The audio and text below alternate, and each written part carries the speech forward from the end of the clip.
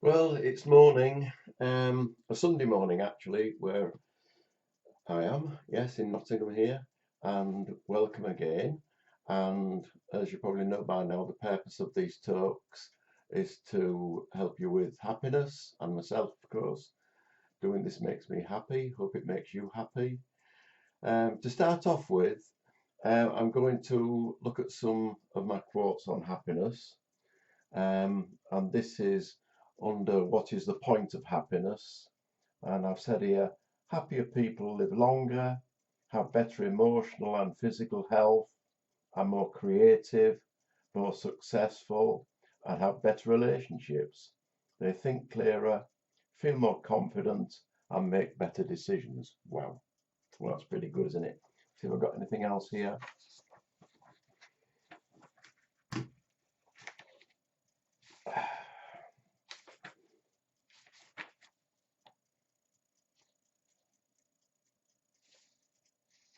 Oh, yes, here's one for thought. It's by a quote by Horsey Ballou, whoever he is. Real happiness is cheap enough, yet how dearly we pay for its counterfeit. Very true. Another one by me. Your happiness is in you and always has been. Happiness is your inherent nature. Happiness comes when you go inside instead of looking for it outside of yourselves. I think that's for the time being. Another one. Happiness is already here. It comes from you. And one I mentioned earlier, which I'll repeat again. Sometimes people are so unhappy you would think they were connected by wires to someone or something that was administering them electric shocks every now and then. We need to remember we are not connected to anything, only our thoughts. Another one. It's not actually our thoughts that are the problem. It is what we think about our thoughts. So I'll leave it on the quote side on that for now from my stuff and go continue on basically part two um, of what thought can do. And so another little story here to illustrate what thought can do is the title of this little story is Thoughts, Pigeons and Lucky Knickers.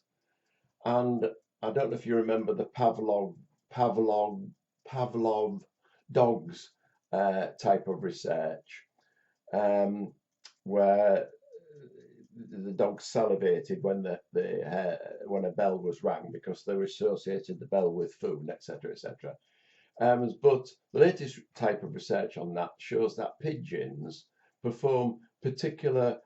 Each pigeon performs a particular movement that they um, associate with getting a food. Some will go anti-clockwise 3 times, some go clockwise twice, etc., etc.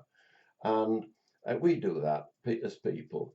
I can think of people who carry a rabbit's foot for luck. Other people get worried when they see a solitary magpie. And one woman I know, in order to get some, told me she wore what she called her lucky knickers. I won't pursue that any further because you might think I'm a bit rude. Um, so the point I'm making here is that our thoughts can only model what we think reality is, and we make that up ourselves. So even what appears to happen right in front of us does differ from person to person because it's what we think about it. And so we could say that it's the vagaries of thought that can lead us to disaster sometimes. And thought can be good. For example, it can create drugs that make us well, but also thoughts can create bad things like the weapons industry creating bullets and tanks and missiles. So thoughts can be disastrous or they can be wonderful. So the thing is, the trouble when a thought of what to do for the best does work out, we keep repeating it, and that's a failure of humans, that we sometimes need many lessons to keep doing the same thing wrong. Another thing about thought is that it is, as I mentioned, like in the drugs thing, and for many other wonderful inventions that we've got, it's great for sorting things out, but not necessarily for sorting out our psychological issues. In that sense, it's a bit like, well, our thought, because it involves our ego, it's a bit like asking Dracula to run a blood bank. And that type of thinking that we often have, not always, but it comes from a self that thinks it is always right. So we need to go step back a bit and know that our normal self sometimes doesn't always have the answers, but behind that we do have a process of wisdom, which if we go quiet to our reactionary thoughts and step back and listen, we can hear that wisdom that it can often provide. So another story for you. What was once thought true can now be seen as false. Oh yeah, when I was a kid, I stayed on school for 6 months. So instead of leaving at 15 then, I left at 15 and a half because I took a secondary modern school. I didn't go to grammar school. I took a secondary modern school leaving certificate. It's like a poor man's GCE. And I don't think the teachers knew what to do with us, and they'd never done this type of thing before, but that's what we did. And I noticed that in myself, my character changed. I changed from being what I would have considered myself to be quite a timid person. I was a timid schoolboy. That when we did some gym activities, this would not be allowed nowadays, but lads would form like a pyramid. You would climb on top of that, and they had to have one brave lad who, would climb right on the top of the pyramid before it all collapsed. Health and safety issues there. And I just become a have-a-go person, and I was the one that wanted to go on top of the pyramid. And that was not me, but it become me. And the reason I did that was because in my mind, although I didn't say it out aloud to myself, I knew that I was leaving school and that I would never have that chance again to have a go. So we know what's what often, but there's an example of my thoughts about myself changing completely. And thoughts about the same thing do change in a heartbeat. That's why I say thoughts are fickle. What was thought once to be true can often now be seen as false. So this leads to us considering that we all have a take on what we're thinking about, and that take doesn't have to be so, doesn't have to be the truth. In other words, we can be open to different ways of going on, different ways of thinking. Nothing is fixed. It doesn't have to be like that. And this comes down to you are not who you think you are. If you think you are weak and useless, you're not. If you think you're a fabulous genius, you're not. You're much more than that, because we've got spirit behind us. The more you see this, the more the awaiting wisdom that you have and the true essence of what you are will start to come through. And that comes to the fore. And I think in my case, where I thought I was timid and a bit useless at school, then all of a sudden become quite brave, just shows that we can really very quickly change. So that's a story about the truth. What we think is the truth, when we look at it, can often be seen as false. Another little story here. This story, yeah. Don't live in one world. Many of us can live in a world of thinking that is, like our thoughts get hijacked. And I call this a case of the PITS, P-I-T-S. PITS being an acronym for Phantom Imposter Thinking Situation. And what I mean by that is we often believe words in our head like, well, you know, you really are. And if everyone knew that, wouldn't they all get a shock? Or we think we're not good at that, or we think we have no confidence. We think it's best to play it safe. You know, remember what happened last time when you did this. And the point I'm making here is the voices behind our thoughts, and they are just voices, have a plan always to get us out of our problems. So they tell us we've got no confidence, but the next time, do this and do that. In other words, our thoughts will, you know, put us down 1 minute and then say we must press on and make up for lost ground. When we start to do this, we are pressing ourselves to join a legion of sick but highly functioning achievers. And in this game, there are no winners. So it is a bit like, you know, get up and fight. You can do it. And we do that until we just burn out. In other words, we can have a case of the PITS, the phantom imposter thinking situation. And those thoughts arise from your me self. And those thoughts are not coming from your true self, which is much more than that, as I've mentioned before. So what works for you is switching away your attention from those voices in your head, those thoughts, those aspects of your imagination which dream up new schemes to get you back on track. And when that happens, when we something happens like that and shocks us into doing something, don't take that as a call to arms, as it were, to go back into the battle. Take it as a wake-up call that your me self thoughts, they don't want to hear that type of thing. They don't want a new you. They only know the you that they know. And what I'm saying is that in this time, this wake-up call, it's coming through to you, is coming from a creative force that is intelligent, and it's telling you to change away from your old thoughts. And I will make a quote here from myself. In the moments of the pain of getting things wrong again, don't reject what is coming through. It is coming from a self that is different to the one you see.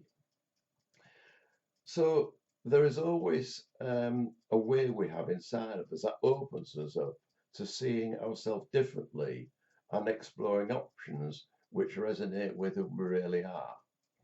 And when we start doing this, what we're looking for is usually found, because our true self, not our me self, always makes that available to us. So don't live in that me world. There's a better world. I'm going to talk now just briefly about what thought can provide. I've mentioned before that our thoughts bubble up from our through our consciousness. Some thoughts are good, some thoughts are bad. We can't stop them doing that. It's a bit like in that film, as Forrest Gump said, life is like a box of chocolates. You never know what you're going to get. And so we think of Einstein's thoughts and how great they were, but we think of, say, Hitler's thoughts and how disastrous they were. So here I'm saying if you get a good thought, follow it through, but the reverse is also true. Bad thoughts, when pursued, beget bad stuff. And there is a law of attraction, and that is the law of attraction. So like when I talked earlier about thoughts beget feelings, when you have a good feeling, it comes from a good thought. When you have a bad feeling, it comes from a bad thought. The situation when joyless thinking prevails is that the more we dwell on that, the more habituated they become to our senses. and that becomes our new normal. And that can bring us just kind of a normal sense of more stress, more pressure. And again, that can hit our confidence in doing everyday things, can make things more difficult. And sometimes, because of, say, lack of confidence or getting fed up of losing, we take ourselves out of the game. When we do that, we lose the chance of becoming proficient or easy with new challenges. And we need to ask ourselves, is the way we are thinking about things really going to help us get what we want? We can shift our thoughts because everything is up for grabs. If we don't like a particular thought, we don't have to stick with it. Maybe we just need a nudge for that thought to go. The lesson is, and I've mentioned this before, we don't have to think that, and especially so, we don't have to think the detailed thoughts about that particular thing. So what thoughts do you give attention to? If you want to walk on the dark side, there are plenty there who will befriend you. Just remember that you do have free will to think anything you want, but with that free will comes responsibility for your actions. So first ask yourself, what will be the consequences of continuing to pursue any dark thoughts that I have? Well, one answer is, well, you'll get addicted to them, and you'll want more. And where will that lead you? If you want to move towards the light, then you need to fall in love with something different, something that is wholesome. And remember, when you do fall in love, if you've ever fallen in love, then how alive you become. And when you get fully engaged with life, so you don't become withdrawn, you have a go, you start more and more to fall in love with life, and that's great. So it's a point here of what do you give your time and attention to? Because whatever you give yourself time and attention to strengthens it. You become better at it, and you start more to fall in love with it. There's nothing wrong in that. What's better than falling in love with life? Another little story, and I'll make this my last one. And this is about bad thoughts pushing off when they realise they are wasting their time. When I was a teenager, I had an Irish friend, Paddy, or what else would we call him? And he was the leader, and usually I went along with what he suggested. If he said this or did that, I usually followed that. Didn't want an argument. It was okay as a decent lad. But one day he suggested that we go drinking in a particular pub, and I didn't want to. And before I could reply, my friend looked at me and said, I guess you don't want to go to that pub, Vic, because you're giving me that F off look again. And it wasn't until then that I realised that I didn't have any semblance of a poker face.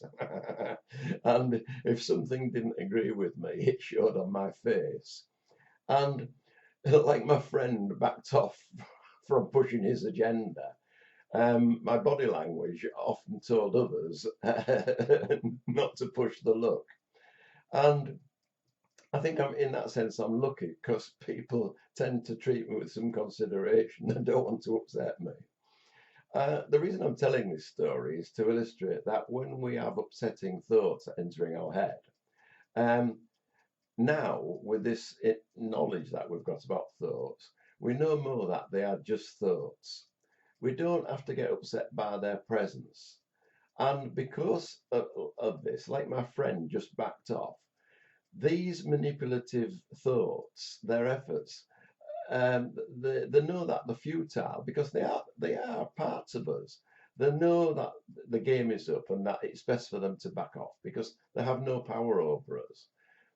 That is the nice thing about having knowledge about how this thing works, is that the more that you know about thought, the more or the less chance thoughts are of controlling us.